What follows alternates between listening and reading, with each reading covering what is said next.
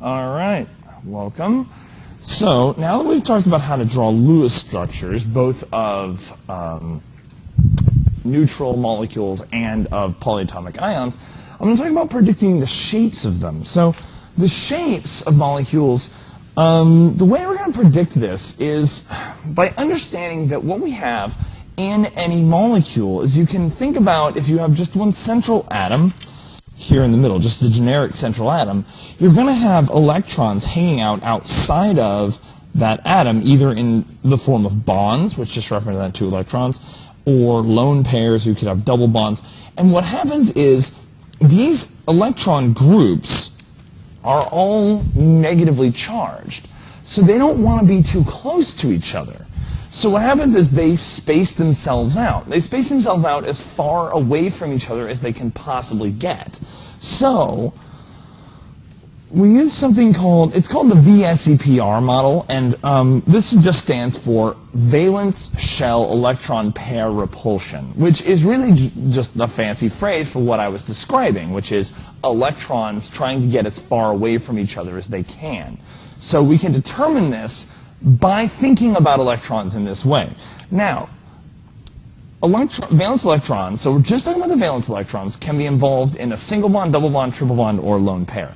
Now, each of these things creates like a space of negative charge.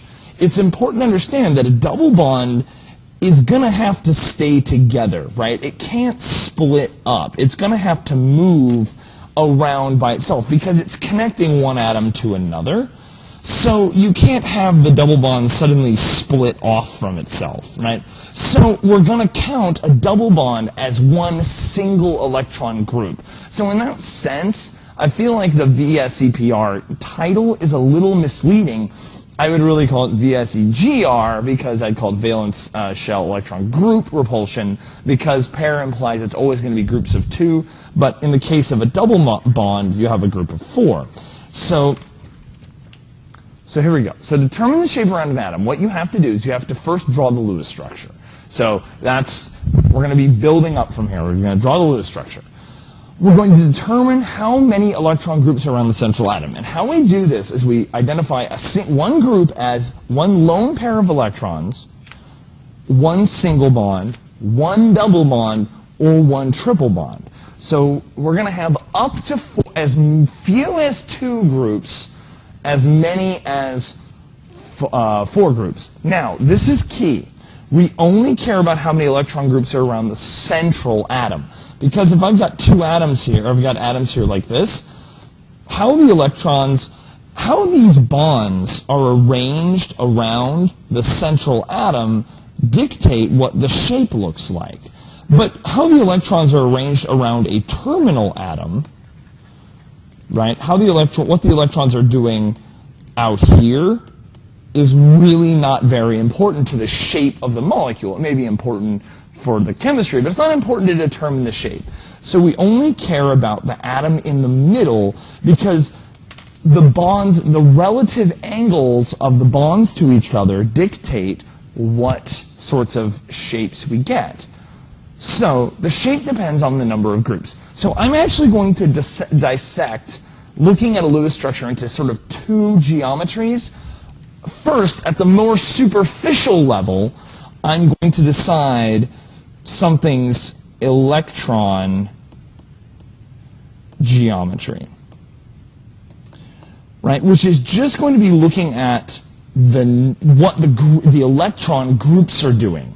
And from there, I'm going to subdivide it out into various molecular geometries, which is describing what the shape of the molecule looks like. So I'll explain what this is. So the number of groups tells us the number of, or the electron pair geometry. So I have a chart on the other page I just sort of switched to just for a second, but I'm going to walk through this independently. So, and then I'll show you the better drawings. So imagine if we have an atom. I'm just drawing generic atom. And I don't care what they are. Let's say I've got two groups around it. Say, it doesn't matter what it is. Like I've got a double bond and a double bond, right? Or it could be a triple bond and a single bond, or even, although this doesn't really affect the shape, it could be a lone pair and a triple bond or something like that. What will the shape, how will the electrons best get away from each other if you have just two groups? And I sort of, betrayed myself when I just drew it just then. And the answer is the electron groups are going to try to, and I'm going to draw the electron groups in red, they're going to try to get, I'm just drawing sort of this mash of electrons, whatever it is, on opposite sides of the atom. They're going to get on opposite sides. So this gives rise to so right now I'm talking about the electron geometry.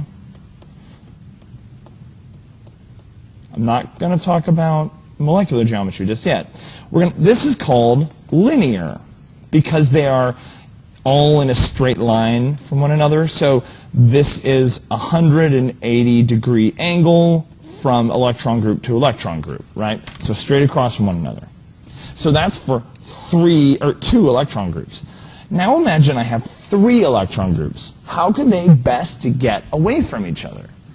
And the answer is to be sort of like an equilateral triangle, right? 1, 2, 3, all in a plane. So they're all flat. So this is called trigonal. Trigonal meaning three. Planar meaning they're all flat. So this is for three electron groups. And the angle here, so I'm going to kind of draw this little shape here. And the angle here is 120 degrees. Finally, if we have four electron groups, how would they get away from each other? What's the best way they can get away from each other? The most common answer I get is this. But this is not correct. This sort of flat square. It's this idea, this picture sort of is forgetting something really important, and that is that the molecule is not, or the atom is not two-dimensional. This one's a little hard for me to draw. I'm going to do my best. I'm going to draw, so I've got one group on top. This is going to look a lot like the trigonal planar for a moment. And then I've got one out in front here, and then one back behind, right? So there's an angle here of 109 degrees. There's also an angle here of 109 between each of these, and there's an angle between these of 109. I'm going to have to show you the picture. It will make a lot more sense. It's called tetrahedral. Really, it looks nothing. It looks like a tripod with something sticking up top. So let's take a look at the pictures here. So there are only three electron geometries based on how many electron groups there are. So let's go take a look. So here they are. Three electron groups, electron geometries, right? So here's the electrons, 180. So this is, if there's two groups, the electron geometry, they call it electron pair geometry. It could be electron groups. The electron geometry is linear. For three, it's trigonal planar. And for four, it's tetrahedral. Hopefully this looks a little better. It's like a little pyramid, right? A little three-sided pyramid. Okay, so that is great. So let's do a couple examples with that. All right, so let's do an example. Let's do, I'm just going to draw the Lewis structures to save time, but you should be able to draw these Lewis structures yourself. So let's say I've got this. How many electron groups do I have around the carbon? So I have one. So each bond counts as one group because it's one independently moving group of electrons. 1, 2, 3, 4. So that means it's going to become tetrahedral. Now, I want to clarify. I am only talking about the electron geometry right now. I'm not talking about the actual molecular geometry yet. So it would look like this. Now, there's a convention in chemistry where I use a thick line to imply that it is coming out of the screen at you, so kind of at an angle, and then the dashed line means it's going back away from you. Oh no! There we go, back away from you. So That's the best way. That's the way to show like three-dimensional shapes here. So this is going away. This is coming out at you. These bonds are flat in line with the screen. Let's try another one. H, C, N. How many groups are around the carbon? There are two groups, the single bond and the triple bond. And it would be linear. Again, this is the electron geometry. Let me show you another one here.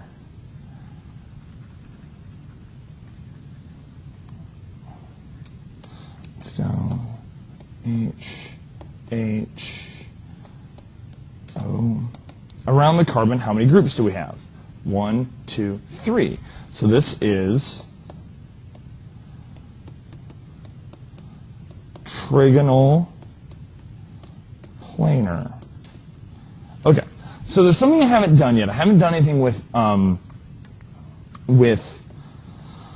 lone pairs around the central atom. So let me do a couple examples of that to show you. So let's do water, which ends up looking like this, and ozone is a good one.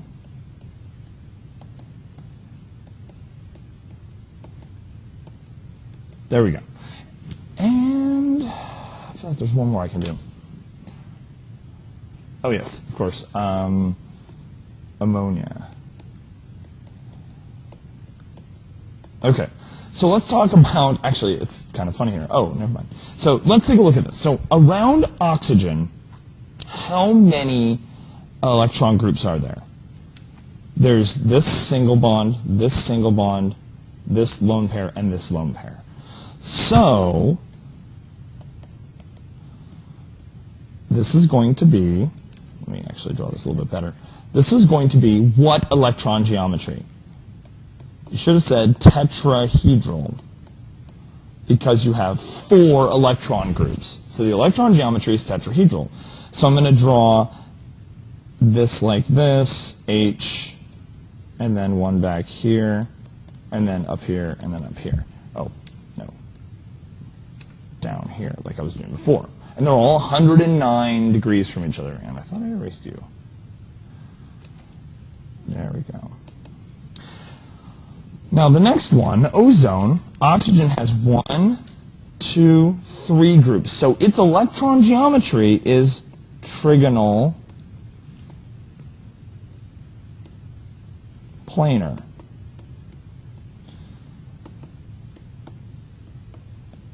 Right?